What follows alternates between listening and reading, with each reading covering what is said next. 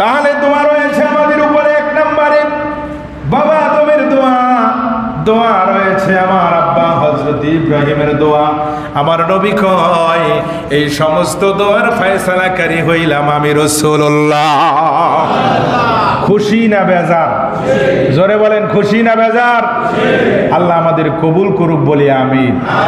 এখন আপনাদের কাছে আমার জানতে বাসন আব্বা, নবীজির সুন্নতের মোহাব্বত আমাদের করার দরকার আছে না নাই? কম না বেশি? দেখেন ফজরের নামাজ পড়তে এসেছেন, আল্লাহ কয় ফজরের ফরজ নামাজ দিয়ে আমাকে খুশি করতে পারবি না, পারবি না। যদি ফজরের নামাজ দিয়া খুশি করতে হয়, ফরজের পাশাপাশি আমার রাসূলুল্লাহর সুন্নাতও আমি রেখেছি, আছে না নাই? আব্বুরে প্রত্যেকটা নামাজের সামনে অথবা পিছনে, আগে অথবা পরে, 5 ওয়াক্ত নামাজের সামনে অথবা পিছনে আমার নবীজির সুন্নাত নামাজ আছে না নাই? এমন কোন ব্যক্তি, এমন কোন বাপের সন্তান ডাক দিয়া বলতে পারবে না হুজুর যদি শুধু ফরজ আদায় করি তাহলে আল্লাহ কবুল করবে। আল্লাহ কয় না না না না না, শুধু ফরজের পাবন্দি করলে হবে না। আল্লাহ সরাসরি কোরআনে স্পষ্ট ভাবে বলে দিয়েছে, তুহিব্বুনাল্লাহা ফাত্তাবিউনি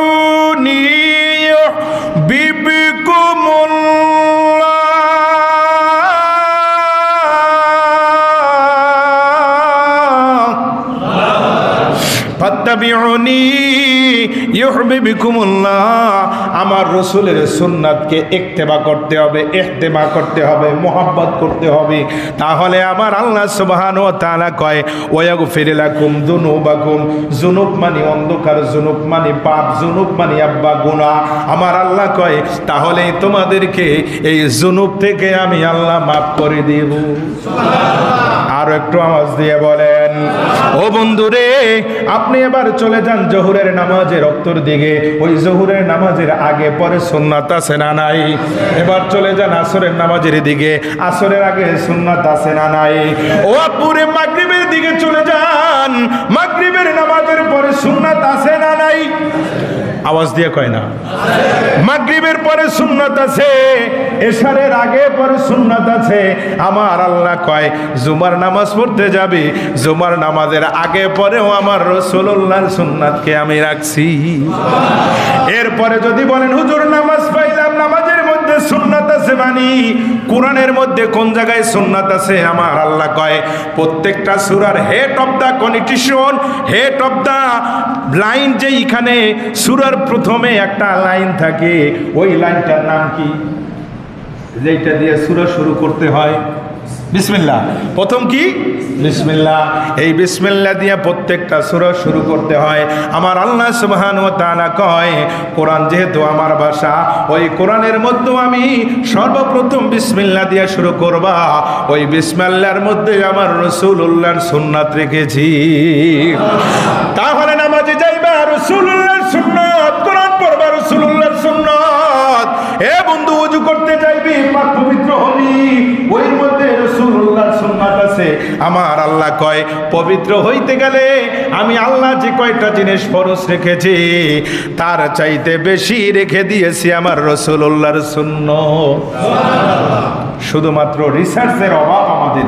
আপনি রিসার্চ করে দেখেন, আল্লাহ তাআলা প্রত্যেকটা জায়গার মধ্যে আমার রাসূলুল্লাহর সুন্নাতকে আল্লাহর ফরজের চেয়ে বেশি রাখছে।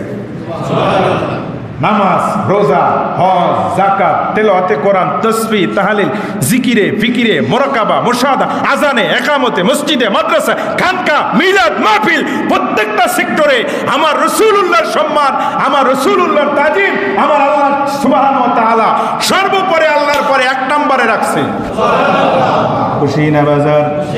আমার নবীর সুন্নাত যদি আমরা পালন করতে পারি, আল্লাহর রাসূল বলে মিয়াতু শাহীদ, সেই জামানার মধ্যে একটা সুন্নাত যদি আমার উম্মত আঁকড়ে ধরতে পারে গো, হাসরের ময়দানে 100 শহীদের মর্যাদা তাকে দান করা হবে।